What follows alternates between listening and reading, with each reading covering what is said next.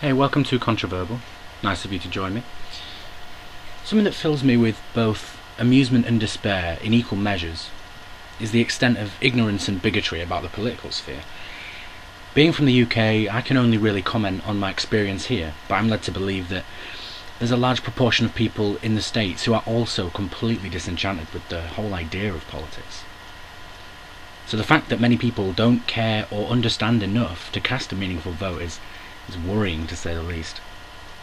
I mean, if not everybody is voting, then what we have is a hypothetical democracy, and not the everyone has their say idealism that our society is supposed to be built on.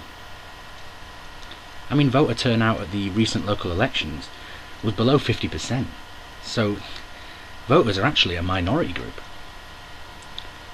So if ignorance and apathy account for my despair, where's the amusement in this? Well, when I said that it's supposed to be everyone has their say, well, actually most people do have their say. It's just very often that this say officially counts for nothing.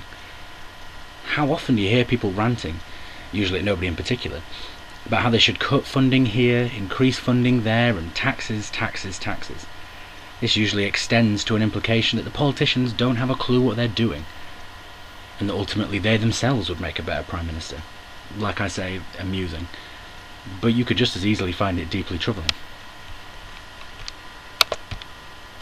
So to those that think they could do a better job than those who've studied politics for most of their lives, and the casually interested YouTube viewer, I would like to illustrate just one basic issue that faces anyone aiming to successfully govern a group of people.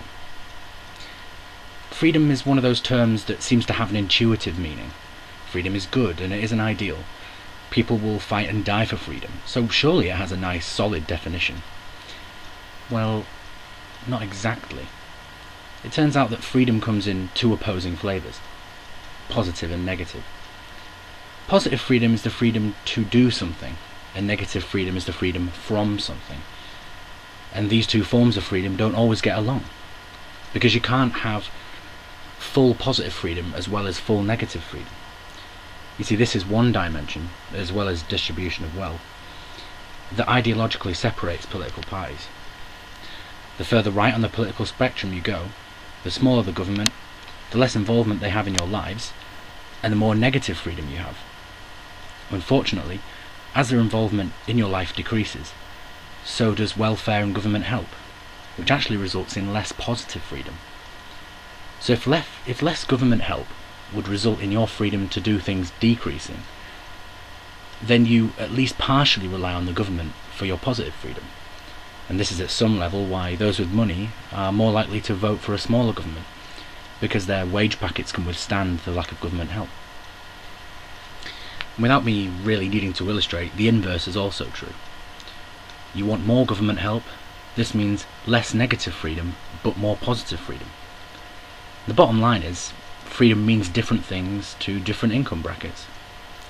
So there you have it. This video just scratches the surface of the job that governments have on their hands.